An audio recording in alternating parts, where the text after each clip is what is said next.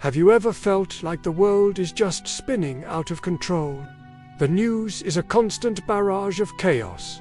Our personal lives are filled with deadlines and demands, and it feels like the very ground beneath our feet is shaking. It's easy to feel overwhelmed, anxious, and completely lost in the noise. In these moments, where do we turn? Where do we find a solid rock when everything around us feels like shifting sand? Today, I want to invite you into a place of profound peace and unshakable strength. It is a place found within the ancient words of Psalm 46. This isn't just a beautiful poem. It's a powerful declaration of truth that has anchored souls for thousands of years. It begins with a statement that changes everything. God is our refuge and strength, an ever-present help in trouble. Let's just sit with that for a moment. Not a distant, hard-to-reach God, but an ever-present help. He's not a fair-weather friend. He's right here, right now, in the midst of whatever trouble you are facing. The psalmist continues, "Therefore we will not fear, though the earth give way and the mountains fall into the heart of the sea, though its waters roar and foam and the mountains quake with their surging." This is some dramatic imagery, isn't it? Mountains falling into the sea. It's the ancient equivalent of our worst-case scenarios. It's financial collapse, a frightening diagnosis, the breakdown of a relationship, the loss of a job. The psalmist is saying, even if the absolute worst thing you can imagine happens, we will not fear. Why? Because our security isn't based on stable circumstances. Our security is based on a stable God.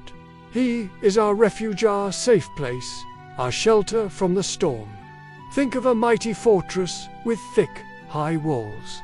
When the enemy army surrounds the city, those inside the fortress are safe. The chaos can rage outside, the sounds of battle can be deafening, but within the walls there is security. This is the image the psalmist wants us to hold on to. God is that fortress for your soul. When the storms of life are raging, you can run to Him and find safety. He is not just a passive shelter, He is also our strength. He doesn't just protect us from the storm, He gives us the power to endure it.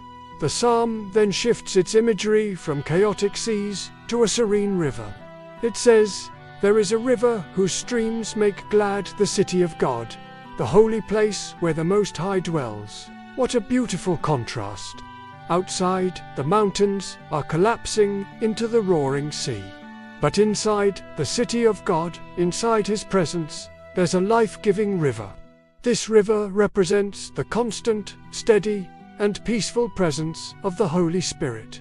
It's a source of joy, refreshment, and life that flows right from the throne of God. Even when the world outside is in turmoil, we can have an inner peace that flows like a river. It doesn't mean the problems go away instantly, but it means we have access to a source of joy and life that our circumstances cannot touch. The psalm reminds us, God is within her, she will not fall. God will help her at break of day. That's a promise for you. God is with you. You will not be ultimately overcome. Help is coming. Just as the sun rises every morning, God's help is certain. Then we see this powerful scene of God's authority over the nations. Nations are in uproar, kingdoms fall. He lifts His voice, the earth melts. This shows us the sheer scale of God's power. The conflicts and political dramas that seem so all-consuming to us are nothing to Him. With a single word, He can bring all human striving to a halt. It puts our own problems into perspective, doesn't it? If God can handle the uproar of nations, He can certainly handle the challenges in your life. The psalmist invites us to come and see what the Lord has done, the desolations He has brought on the earth. He makes wars cease to the ends of the earth. He breaks the bow and shatters the spear. He burns the shields with fire. This isn't just about God's power to judge. It's about His ultimate power to bring peace. He is the one who will one day put an end to all conflict, all violence, all pain. He is working toward a final, lasting peace. Our hope isn't just for a temporary ceasefire in our own lives, but for the ultimate victory of God over all that is broken in this world. And this brings us to the heart of the psalm, the verse that is a balm to so many weary souls. Be still and know that I am God. I will be exalted among the nations, I will be exalted in the earth. Let's unpack this command. Be still. In the original Hebrew, this phrase can mean to let go, to release, to stop striving. It's an invitation to stop frantically trying to fix everything ourselves. Stop wrestling with your fears. Stop trying to control the uncontrollable. Just for a moment, let go. Release your tight grip on your problems and your plans, and simply rest in His presence. Stillness is not emptiness. It's not about doing nothing. It's an active trust. It's creating space in our noisy lives to listen for His voice. In the stillness, we stop focusing on the size of our storm and start focusing on the size of our God. And what do we do in that stillness? We know that I am God. This isn't just intellectual knowledge. It's a deep, personal, relational knowing. It's knowing Him as your refuge, knowing Him as your strength, knowing Him as your ever-present help. It's remembering His faithfulness in the past. It's trusting His promises for the future. It's recognizing His sovereignty over all things. When we are still and we know that He is God, our perspective shifts. We realize that the outcome doesn't depend on our strength, but on His. He says, I will be exalted among the nations. I will be exalted in the earth. This is a promise. No matter what happens, God's purposes will prevail. He will be glorified. Our personal struggles are part of a much larger, cosmic story of His redemption and ultimate victory. Your life, your story, is a thread in that magnificent tapestry. So, how do we apply this today? It starts with a choice. A choice to carve out a moment of stillness. Maybe it's turning off the radio in the car. Maybe it's getting up 5 minutes earlier to sit in silence before the day begins.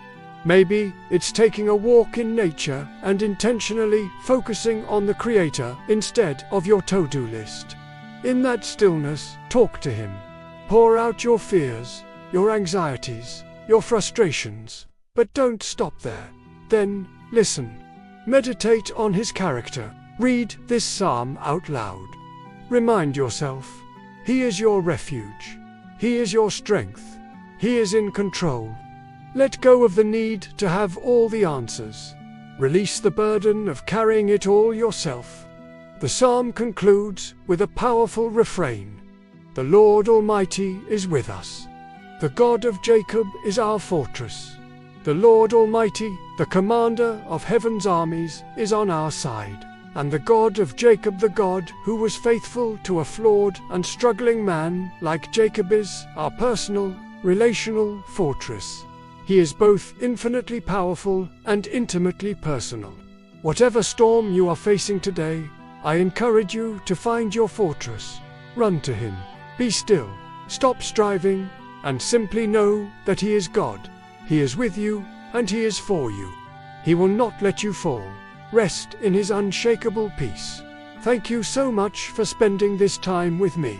If this message encouraged you, please consider liking this video and subscribing to the channel for more content that helps us find peace and strength in God's Word. May you find true rest in His presence this week. Peace be with you.